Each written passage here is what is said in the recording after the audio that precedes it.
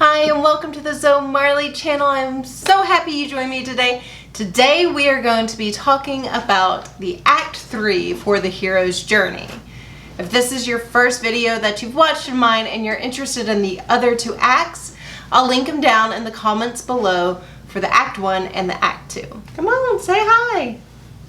Hello YouTubers.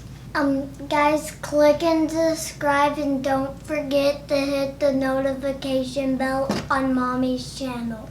That's right. Good job, Boo Bear.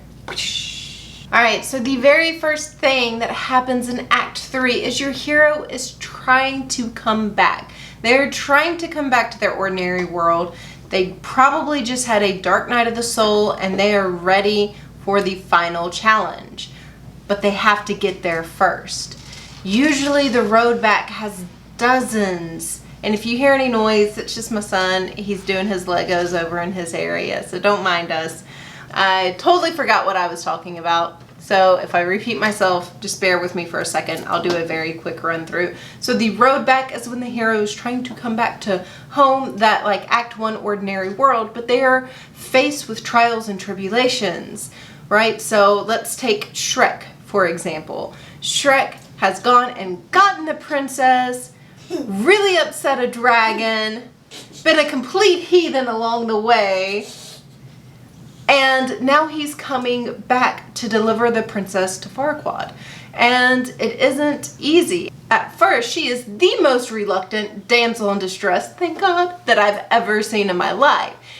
It makes it very difficult for Shrek, and then they like end up running into the Robin Hood. He gets the arrow in the boudoir. All sorts of fun things happen. Hey! The arrow and the boudoir. The arrow and the boudoir, guys. Oh.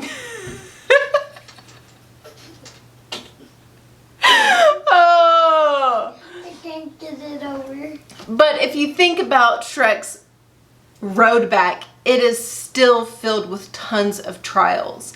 And sometimes they're fun, sometimes they're not so fun. However, this is kind of showing that your hero has changed. They have developed. They are becoming this Act 3 person, right? Because it doesn't matter what formula you use to tell a story.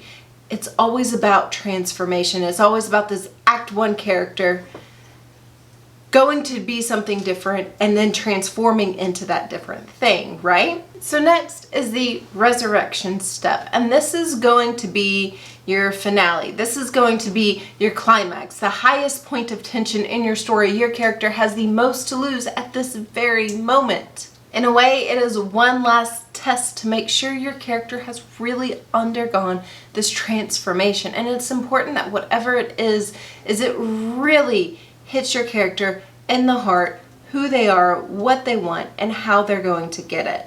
They have to push forward. They could tuck tail and run.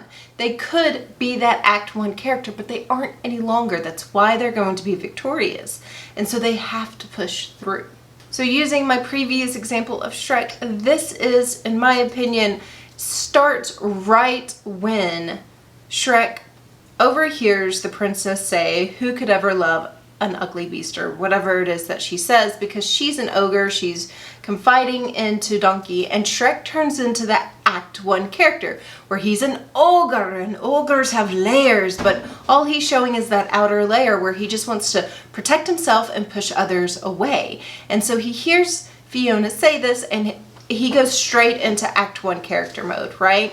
And so what does he do? He acts like a total turd, delivers the princess to Prince Farquaad, or Sir Farquaad, or whatever his title is before he tries to get married and becomes king. And then next thing you know is Fiona is actually in the wedding chapel about to marry this guy. And so this is the finale from that part all the way over, because Shrek is challenged. He's about to turn into that Act 1 character. He actually does for a little while. And then Donkey, being the awesome side character that Donkey is, ends up getting him to see clarity. And that is that aha moment to where Shrek is like, I must go tell Fiona my true feelings and hope that she returns them. Lo and behold, he comes in on the dragon, busts through the windows, right, and interrupts the wedding right before the vows are made. Look at this creeper. What did you think of that part? Was that like a really awesome scene? Kinda. Why wasn't it? It's because it was kind of scary to me and I almost fainted about it. You almost fainted. Why did you almost faint? Because it was way too scary for me. Was it way too scary or was it way too romantic? Way too scary. Oh, look at that smile. It's because it was romantic. He saw the princess like trying. He's such a sucker for romance. It's adorable. All right. Before we move on to our next one, I do want to say, if you're sitting there and you're like, oh man, I am towards the end, I really want to structure an awesome finale. Also in the comments below, I'm going to leave my last Save the Cat Act 3 video. We go into the finale and we go into like a 5 mini beat structure on how the finale should go. It's really useful information.